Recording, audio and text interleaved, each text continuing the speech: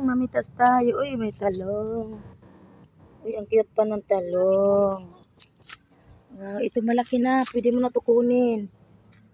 Cute to. Kunin mo na, pitasin mo na. Yan. Kapag may tinanim, may aanihin, guys. Yan, pitasin mo na rin yan. Wow.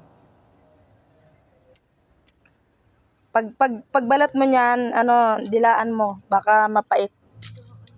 Oo. Yun ang pang tester. Meron pa ako ditong sili. Ayan. So, mga sunod na araw, guys, meron na rin akong pipitasin.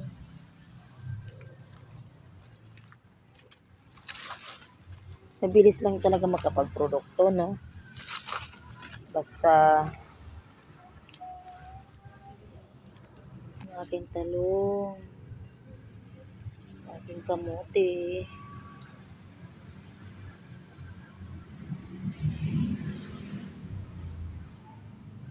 Ay, dami bunga, sili. Sili. Dami sili.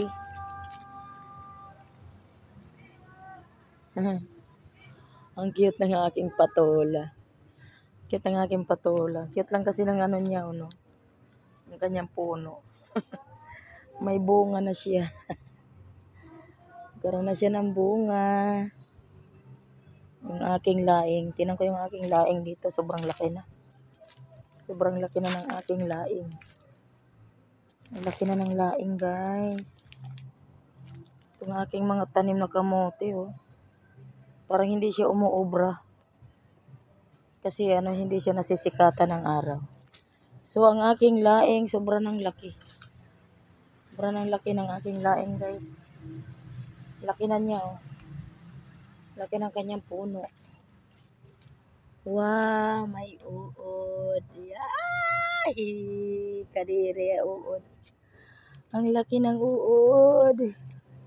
Sabi, takot sa uod, guys. Hala. Ang aking star apple. Malapit na siyang lumaki. Parang kailan ko lang ito tinanim, guys. Oh, ang laki na ng star apple ko sa likod. Ang laki na niya. Sobrang na niyang laki. Malapit na rin ako makapagprodukto ng aking star apple. Ang laki na niya, guys. Napakasarap na ito. Ito may paborito kong prutas. Sarap-sarap niyan. Yan ay kulay puti. Kasi yan yung paborito ko sa star apple, kulay puti. Ayoko ng violet. Ang violet kasi hindi matamis. Meron yan kahit na hinog, hindi siya matamis.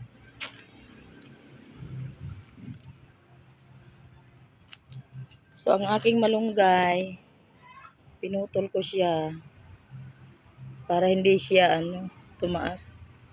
At saka dumahon ng marami. Oh, thank you, Lord. Nakapagprodukto na rin ako ng aking tanim.